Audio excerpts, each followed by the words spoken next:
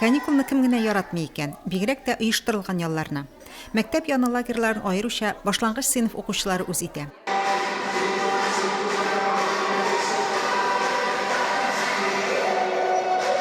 Лагерьнең көне иртәнге гимнастикадан башлана. Күңелле музыка астында балалар күнегүләр ясыйлар. Көн дәвамында төрле чаралар берсен-берсе алыштырып кына тора. Лагерь тәрбиячеләре эш планын алдан уйлап, төрле чараларга бик бай итеп төзегәннәр. Көзге каникулның беренче көненнән Мөслим гимназиясендә мәктәп лагере эшли башлады. 1-6 сыйныфлардан безнең барлыгы 40 бала йөри лагерьга. Алар арасында махсус хәрби операциядә катнашучыларның балалары да бар.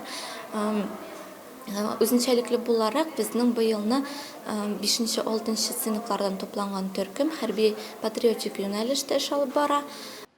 Укучыларын төрле яктан үстерү максатыннан саф һавада уеннар каралган. Аларны өстәл яны яки интеллектуаль уеннар алыштыра.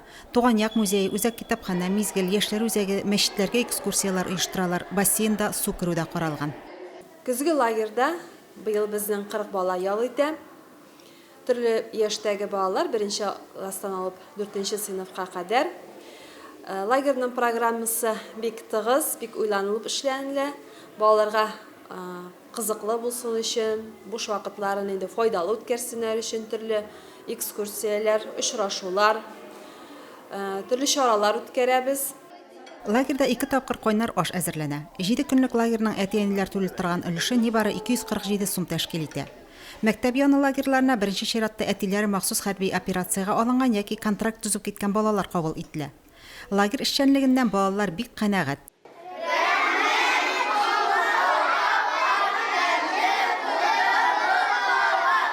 Столовыйда тәмле ашаталар. Һәр көнне без яңа уеннар уйныйбыз. Бүген безгә апа бумага белән кашау килергә кушты һәм картон ясарга надувательный роза. Яңа лагерьда ошый, анда тәмле ашаталар. 3 тапкыр киләсендә бөтен ашамлыклар кап-кайнар. Һәм миңа нык ошый, һәр елны ярыйсым килә. Монда төрле хәрәкәтле уеннар уйныйбыз. Монда бик тәмле ашаталар. Миңа бик ошый лагерьда. Мин лагерьне нык яратам, чөнки миңа төрле шигырьләр табам. Һәм мин анда рәсем төшерәбез. Тагын без анда пластилиннан нәрсәдер итәбез, чигү итәбез. Лагерьда эшләүче тәрбиячеләр укучыларга рәхәтләнеп ял итәргә барлык мөмкинлекләрен дә тудырганнар. Балалар спорт уеннары белән шөгыльләнәләр, саф һавада булалар, кул эшләренә дә өйрәнәләр, яңа дуслар табалар. Найля Салахова, Динар Нуртдинов, Мөслим телевидениесе.